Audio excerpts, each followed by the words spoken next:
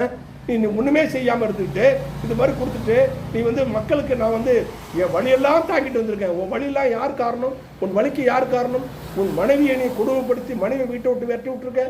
பெத்த பொண்ணை காவந்து பண்ண முடியும், பெத்த பொண்ணை வீட்டை விட்டு விரட்டி விட்டுருக்க. இவ்வளோ பெரிய பங்களா, 2 பங்களா 3 பங்களா 10 பங்களா இருக்கும் உனக்கு, சொத்து கணக்கில் காட்டிருக்க. அப்படி இருந்து உன் பொண்ணு வந்து வாடகை இந்த லாட்ஜில் அந்த பெண்கள் விடுதியில் போய் வாடகை கொடுத்துட்டு தங்கியிருக்காங்க.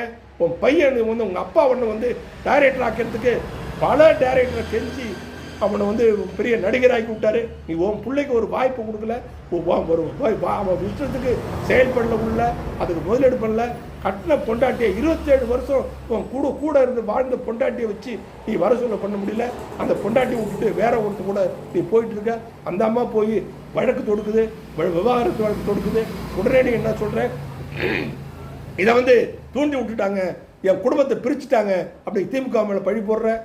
ஒன்று நீ இன்னும் கொஞ்ச நாள் போனால் நீயே சொல்லுவேன், என்னை வந்து தூண்டி விட்டு விட திமுக தூண்டி விட்டுச்சு கட்சி ஆரம்பிச்சு சொல்லி நீ சொன்னாலும் சொல்லுவேன். நீ அப்படியாப்பட்ட ஆள் தான். நேற்று பேசுகிற பேச்சை பார்த்தா அடாடாடாடா ரொம்ப வந்து ரொம்ப கொடுமைங்க. இது கொடுமடா சாமி, என்ன கொடுமடா சாமிங்கிறான்ல, அது மாதிரி இது வந்து ஒரு கைத்தட்டுறதுக்காகவே, ஒரு கூட்ட கைத்தட்டுறதுக்காகவே எழுதின வந்து ஒரு கதாவசனம். ஒரு கட்ட பொண்டாட்டி வச்சு கவர்ந்து பண்ண முடியல, பிள்ளைக்கு வழிகாட்ட முடியல.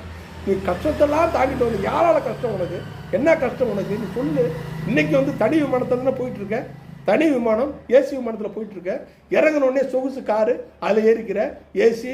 அடுத்தது வந்து சொகுசு வேனு, அதில் ஏறிக்கிற. 2 மணி நேரம் தொடர்ந்து உனக்கு வெயிலில் நிற்க முடியல, ஓடி வந்து பதுங்கிற. ஒரு நாளைக்கு வந்து டூர் போனீங்கன்னா 3 நாளைக்கு லீவ் போட்டுடுற. இந்த 8 நாள் வந்து 31ஆம் தேதி ஆரம்பித்து நேற்று வரைக்கும் வந்து முதலமைச்சர் வந்து 22 நாள் வந்து தொடர் பிரச்சாரம் பண்ணிருக்காரு. விடவிடாமல் வந்து காலை மாலை மதியம் மாலை இரவு சொல்லி பேசியிருக்காரு. எடப்பாடி பழனிசாமி அத்தனை தொகுதியும் 3 ரவுண்டு 4 ரவுண்டு போட்டு வந்திருக்காரு.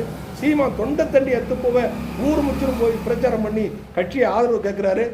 அவரு படாத கஷ்டமா? நீ என்னத்த கஷ்டத்தை நீ அனுபவிச்சுட்ட? இவ்வளோ சொகுதாக வாழ்ந்துட்டு இருக்கிற நீ வந்து நாங்கள் என்னுடைய வழிகள்லாம் மறந்து உங்களுக்காக வந்திருக்கேன்.